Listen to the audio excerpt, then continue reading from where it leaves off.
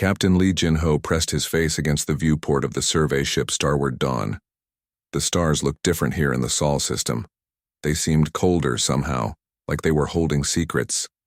For 300 years, no one had dared to come this far into what everyone called the dead zone. "Captain?" Park So-min called from her navigation station. Her voice was quiet, almost whispered. "I'm not picking up any signals." "Nothing at all." Jin-ho nodded slowly. He had expected this, but it still felt strange. Every other star system in the galaxy buzzed with activity, ships talking to each other, planets sending out their daily broadcasts, space stations guiding traffic through busy lanes. But here, there was only silence. Kim Tae-won adjusted his communication equipment for the 10th time. "Sir, I've tried. Every frequency we know. The humans used to fill the space lanes with chatter.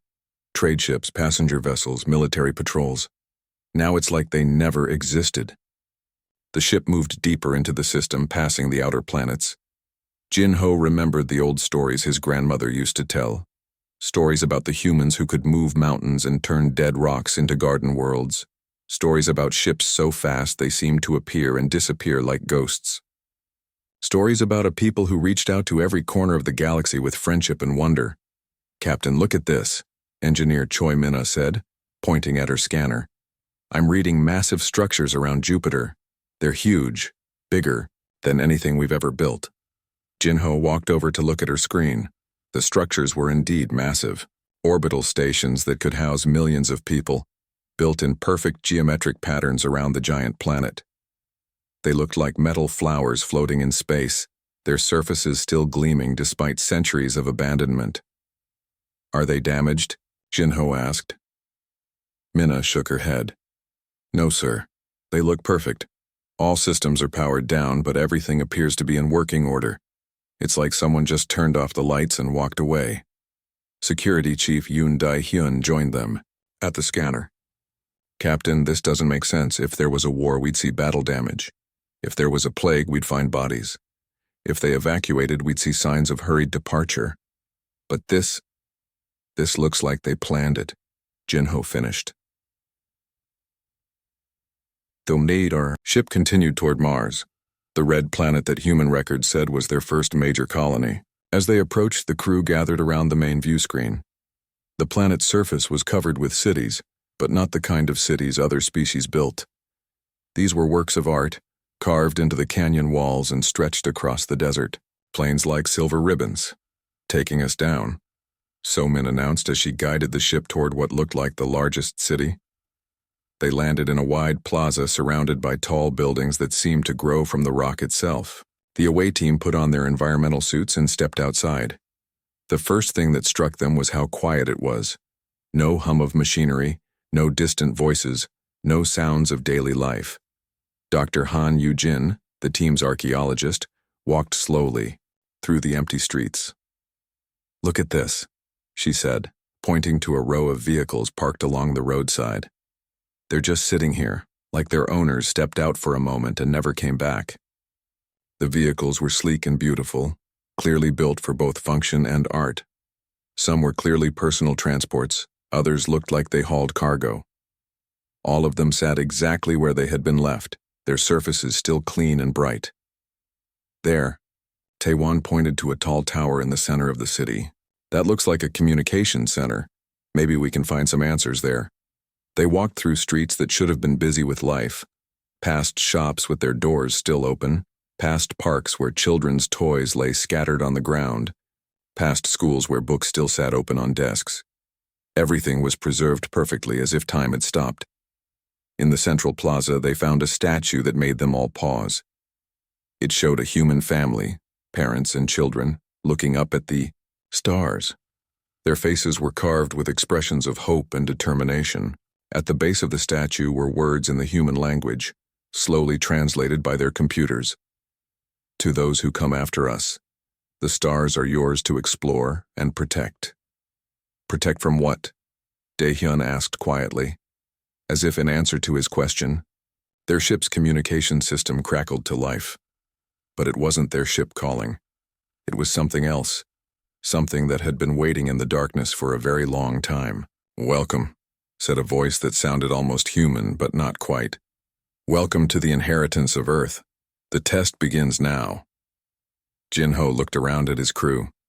They had come looking for answers about what happened to humanity. Instead, they had found something much more mysterious. The humans hadn't just disappeared.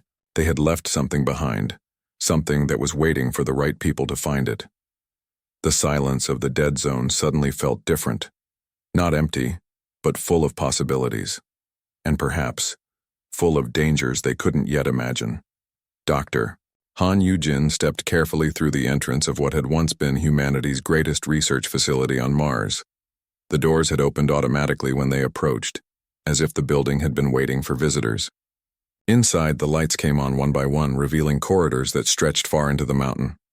"This place is enormous," whispered engineer Choi Min-ah, looking at the readings on her scanner. "It goes down at least 50 levels, maybe more." "Captain." Lee Jin-ho led his team deeper into the facility. The walls were lined with display screens that flickered to life as they passed. Each screen showed different images: star maps, technical drawings, pictures of machines that looked impossible to build. The humans had left everything exactly as it was, like a museum waiting for the right visitors. "Captain, you need to see this," called Science Officer Nam Hyejin from a room filled with holographic displays. When the team gathered around her, she activated a control panel. Suddenly, the room filled with a three-dimensional map of the galaxy. But this wasn't any ordinary star map. This one showed the galaxy as the humans had known it. Thousands of green dots marked human colonies, connected by bright blue lines that represented their travel routes. Trade lanes that reached from one edge of the galaxy to the other. Defense posts that protected entire sectors of space. "Look at the scale," Jinho said, amazed. "They didn't just have a few colonies. They had an empire that covered half the known galaxy." Min-ah pointed to one of the blue lines on the map. "These travel routes, Captain. According to this, they could cross the galaxy in weeks, not years like we do." "How is that possible?" The display shifted to show technical specifications for human ships. The smallest cargo vessel was larger than their biggest warship. The passenger ships could carry entire cities' worth of people, and their military vessels, those were beyond anything the current galactic civilizations could imagine. Their patrol boats had weapons that could destroy moons, read tactical analyst Shin Jae-min from another display. "And look at this. They had mobile battle stations the size of small planets." Yujin studied the historical records that were appearing on the screens around them. "It says here that they didn't conquer these worlds. They were invited. Other species asked the humans to help them, to teach them, to protect them." The team moved to another section of the facility, where they found manufacturing centers that took their breath away. Massive machines sat silent in chambers that could have held entire cities. Assembly lines that could build ships, habitats, even small space stations from raw materials. "They could build a fleet in days," Min-ah said, running her hands over controls that were still warm to the touch. "We take years to build a single ship, and they could make hundreds at once." Communications specialist Kim Tae-won found a section dedicated to terraforming, the art of turning dead worlds into living ones. The displays showed before and after pictures of dozens of planets, barren rocks transformed into green worlds with blue oceans and white clouds. "They were creating new homes for other species," he said quietly. "Not just for themselves, but for anyone who needed a place to live." Security Chief Yoon Dae-hyun discovered something that made him call for the captain immediately. In a secure vault, they found records of humanity's military might. Not weapons designed to conquer, but defenses created to protect. "Sir, they built a network of guardian stations throughout the galaxy," Dae-hyun explained. "Automated defenses that would activate if any world was threatened. They weren't trying to control the galaxy. They were trying to keep it safe." The displays showed massive ring-shaped stations orbiting distant stars. Each one was powerful enough to defend entire solar systems. The network covered not just human space, but the territories of hundreds of other species as well. "They were the guardians of the galaxy," Jinho said softly, "the protectors of everyone." As they explored deeper, They found laboratories where humans had worked to solve the greatest challenges facing galactic civilization. Cures for diseases that affected dozens of different species, technologies that could feed billions of people, methods for cleaning polluted worlds and restoring dead ecosystems. They shared everything, Yujin observed, reading through research notes, every discovery, every breakthrough, every innovation. They gave it all away freely. The team gathered in what appeared to be a central command center. Here, a massive display showed the final status of the human empire. Every world was green, indicating peace and prosperity. Every trade route was active, every defense station was operational. Then what happened? Asked So-min. Why did they leave all this behind? As if answering her question, a new display activated. This one showed something different. Dark shapes moving between the stars, coming from the empty space between galaxies. The shapes were massive, larger than entire fleets, and they were heading toward the galaxy. The Devourers, read a text display that appeared below the image. They consume all life in their path. We have prepared for their coming. Jinho stared at the display, beginning to understand. They didn't leave because they were defeated. They left because they were getting ready for war. A war so big that they had to become something else to fight it. The facility around them hummed with power, waiting. All of this incredible technology, all of these amazing achievements sitting in silence until someone worthy enough came to claim them. But the question remained, worthy enough for what? Deep beneath the surface of Earth, Captain Lee Jin-ho and his team found themselves standing before a massive metal door. The door was smooth and featureless, but as they approached, symbols began glowing across its surface. The symbols weren't in any language they recognized, but somehow they understood what they meant. The final archive for those who come after. Dr. Han Yu-jin placed her hand on the door, and it slid open with a soft whisper.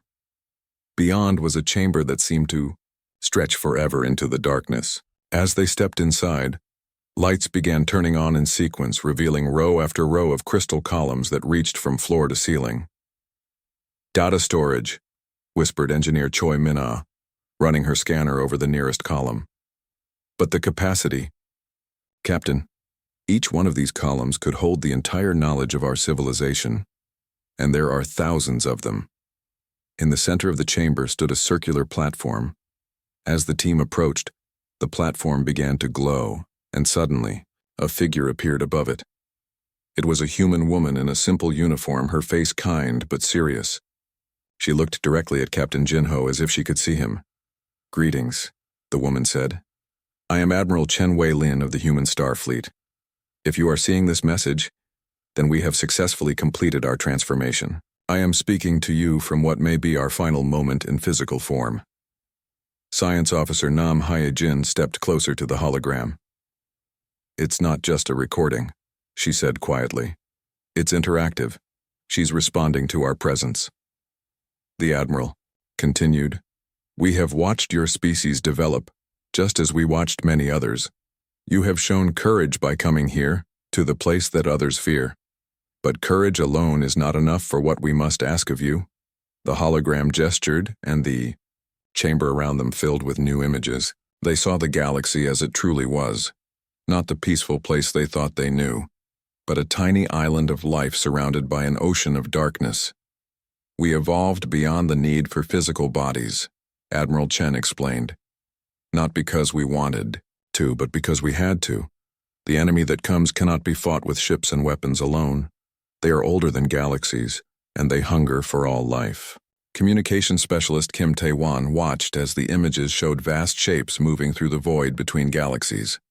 The Devourers were not ships or machines, but something far worse, living darkness that consumed entire star systems. "We spent 1,000 years preparing for their arrival," the Admiral said.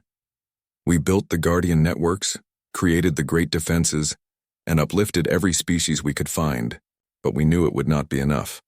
So we chose to become something more." The hologram changed, showing humans as they had been in their final days.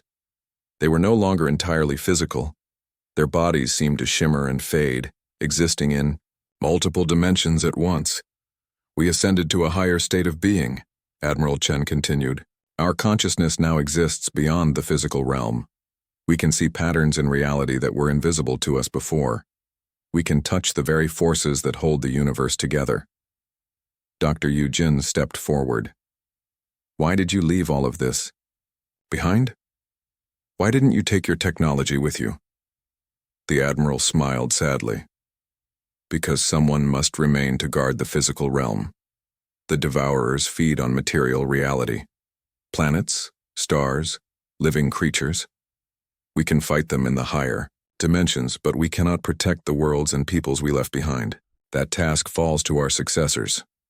Security Chief Yoon Dae-hyun looked around at the vast archive. You're talking about us. You want us to become the new guardians. Not just your species, the Admiral replied.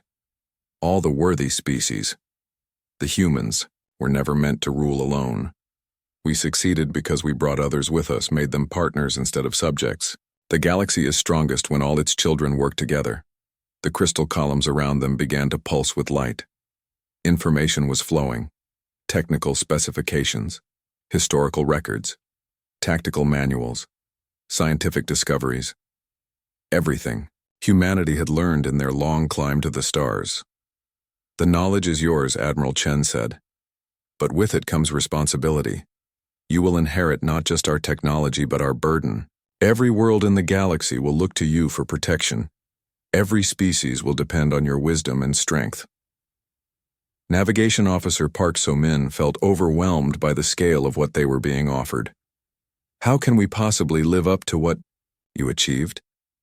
By remembering that you are not alone, the Admiral answered. The ascended humans still watch from beyond the physical realm. We will guide you when we can, but the choices must be yours. The responsibility must be yours. Tactical. Analyst Shin Jae-min studied the tactical displays that were appearing around them. When will the Devourers arrive? The Admiral's expression grew grave. Sooner than we hoped. Your exploration of this archive has sent ripples through dimensions we cannot shield. They know that new guardians are awakening. They will come to test you before you are fully prepared. The hologram began to fade. The first trial begins now. Our automated systems will judge whether you are ready to inherit our legacy. Be warned. The tests are not just of your knowledge or skill, but of your character. Power without wisdom is the path to destruction. As Admiral Chen's image disappeared, the chamber filled with a new sound, the hum of awakening machinery. Throughout the solar system, ancient systems that had slept for centuries were stirring to life. The inheritance of humanity was about to begin. The moment Admiral Chen's hologram disappeared, the entire chamber began to change. The crystal columns pulsed with brighter light, and new displays appeared in the air around Captain Lee Jin-ho's team. But these weren't just information screens. They were windows showing events happening across the solar system. Captain, Navigation Officer Park So-min said, her voice tight with worry. Something's happening to our ship. Through one of the displays, they could see the starward Dawn surrounded by shimmering energy fields. The ship wasn't being attacked. It was being scanned, examined by invisible forces that probed every circuit and every crew member still aboard. A new voice spoke from the chamber's walls, different from Admiral Chen's. This one sounded artificial but somehow alive. Welcome, potential inheritors. I am Guardian Protocol 7, one of humanity's final creations. The testing phase has begun. Dr. Han Yu-jin stepped forward. What kind of tests? Tests that will determine if your species is ready to inherit the responsibility of galactic guardianship, the voice replied. You will face challenges that require not just intelligence but wisdom, not just strength but compassion. The chamber around them dissolved, replaced by what looked like the bridge of a massive starship. But this wasn't just any ship. It was one of humanity's legendary battle stations, large enough to hold entire cities. Through the viewports, they could see a solar system under attack. Your first test, Guardian Protocol 7 announced. A peaceful world is being invaded by raiders. You have the power to stop them easily. The battle station's weapons could destroy the raider fleet in seconds. But the raiders are using civilian ships as shields. What do you do? Engineer Choi Mina found herself standing at what appeared to be the weapons control station. The systems were incredibly advanced, but somehow she understood how to use them. Captain, I could target just the raider ships, but there's a chance of hitting the civilians. Security Chief Yoon Dae-hyun studied the tactical display. We could try to disable their engines instead of destroying them, but that would take longer. More civilians might die while we work. Or, suggested communications specialist Kim Tae-won, we could try to communicate with them first. Find out why they're attacking. Captain Jin-ho thought carefully. This wasn't just about military tactics. It was about the kind of guardians they would become. Open a channel to the raiders. Let's talk before we shoot. The simulation played out. The raiders, it turned out, were refugees from a dying world. They were stealing supplies not from greed, but from desperation. Jin-ho's decision to communicate first led to a peaceful solution. The civilians were safe and the raiders were given the help they needed. Well done, Guardian Protocol 7 said. The first lesson of guardianship, understanding comes before action. The simulation changed. Now they were faced with a different challenge.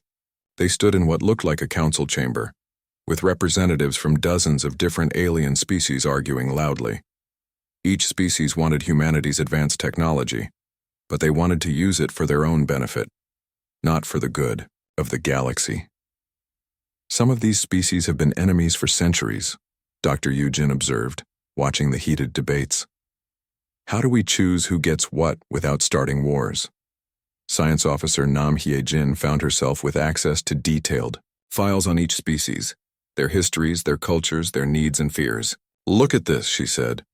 Most of their conflicts come from competing for limited resources. What if we don't have to choose sides at all? The team worked together to find solutions that helped everyone. Instead of giving weapons to one species to fight another, they provided technology that could create new resources. Instead of picking favorites, they created partnerships that required former enemies to work together. The second lesson, the Guardian said as this test ended, true power serves all life, not just those who ask loudest. But the tests weren't over. The simulations became more complex, more difficult. They faced moral dilemmas where every choice had terrible consequences. They dealt with plagues that threatened entire worlds, with natural disasters that could destroy star systems, with political crises that could tear the galaxy apart. Through it all, tactical analyst Shin Jae-min noticed something important. Captain, the tests aren't just about us. Look at the scenarios. They all require cooperation between different species. The human technology won't work unless multiple races work together to operate it. He was right.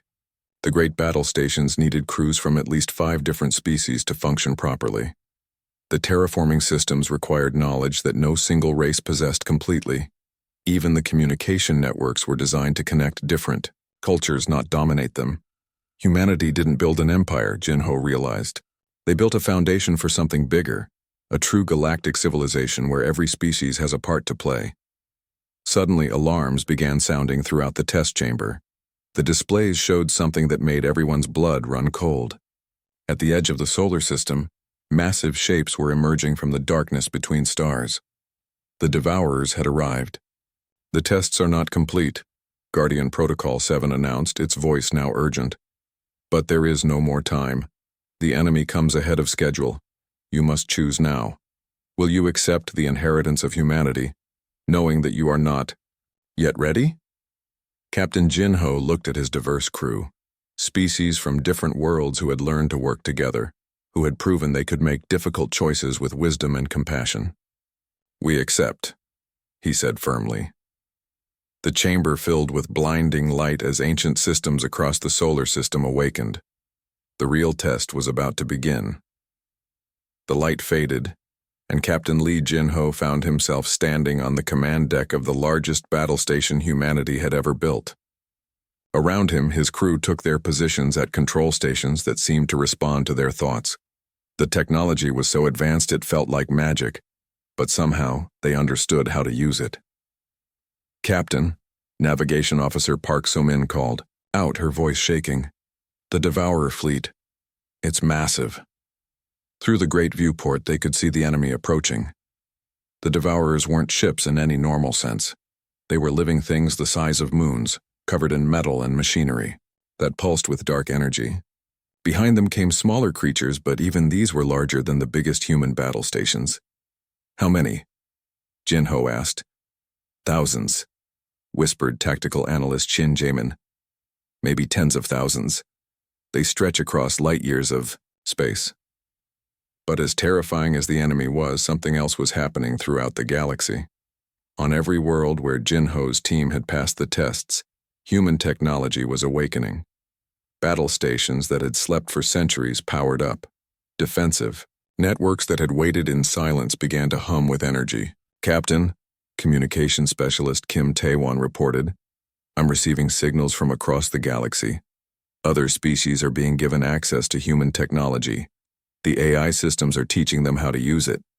Dr. Han Yu-jin watched in amazement as her scanner showed the scale of what was happening. It's not just us. The humans left their inheritance to every species that could pass the tests. We're all becoming guardians together. Engineer Choi Min-ah worked frantically at the station controls. The weapon systems were beyond anything she had ever imagined. Captain, I can turn entire stars into weapons. The humans built devices that can make suns explode in controlled bursts. That's not enough, Security Chief Yoon Dae-hyun said, studying the tactical displays. Even with all this power, we're outnumbered. The Devourers have consumed entire galaxies. They know how to fight technology like this. Guardian Protocol 7's voice filled the command deck. The young Guardian speaks truth. Raw power alone cannot defeat the Devourers. They have faced it before and learned to consume it, but they have never faced what you are about to become. Science Officer Nam Hyejin suddenly understood. It's not about the weapons or the technology. It's about the network. Look at how the systems are connecting us to other species. She was right. The human technology wasn't just giving them advanced tools. It was linking their minds to other guardians across the galaxy. Jin-Ho could suddenly sense the thoughts of commanders on distant worlds, feel the determination of crews manning battle stations in far-off star systems. We're not fighting as separate species anymore, Jin-Ho realized. We're fighting as one, unified force. The battle began with the Devourers attacking the outer defenses of the solar system. Ancient Guardian stations, silent for centuries, opened fire with weapons that could crack planets. But the enemy absorbed the energy, growing stronger with each attack. They're feeding on our weapons fire, Mina reported in horror.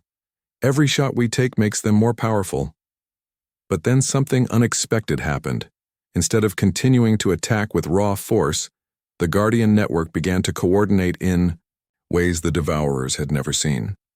Battles weren't fought by individual worlds or species, but by the entire galaxy, acting as one organism. They're confused, Jaemin observed, watching the enemy formations falter. They know how to fight separate civilizations, but this is something new. The turning point came when the combined Guardian forces stopped trying to destroy the Devourers and started trying to understand them. Using human scanning technology enhanced by the knowledge of dozens of species, they discovered something crucial. They're not evil, Yujin said in amazement. They're hungry. They consume other galaxies because they have to. It's the only way they know how to survive. Jin-Ho made a decision that would have been impossible without the wisdom gained from the human tests. Stop all attacks, open communications. The galaxy held its breath as the Guardians reached out to the Devourers not with weapons, but with words. The conversation that followed was difficult. The Devourers had forgotten how to communicate after eons of simply consuming. But slowly, painfully, understanding began to grow. The humans, it turned out, had foreseen this moment. Hidden in their technology was something the Devourers desperately needed, a way to feed on energy itself, rather than destroying living worlds to obtain. It was a gift that required trust from both sides. They can take what they need from stars that are already dying, Kim Tae-won explained as the translation came through. No more destroying civilizations, No more consuming life. The war that had threatened to destroy the galaxy ended not with victory or defeat, but with understanding. The Devourers, no longer driven by endless hunger, began to share their own knowledge, secrets of travel between galaxies, technologies for existing in the void between stars. As the immediate crisis passed, Jin-Ho looked around at his crew. They had inherited humanity's crown, but it wasn't a crown of gold or jewels. It was a crown of responsibility, of service to all life in the galaxy. "What happens now?" asked Somin Guardian Protocol. Seven's voice was warm with approval. "Now, you learn what the humans learned, that being guardians never ends. There will always be new challenges, new threats, new opportunities to help others grow. The crown you wear is not a prize to be won, but a burden to be shared." The inheritance was complete, but the real work was just beginning.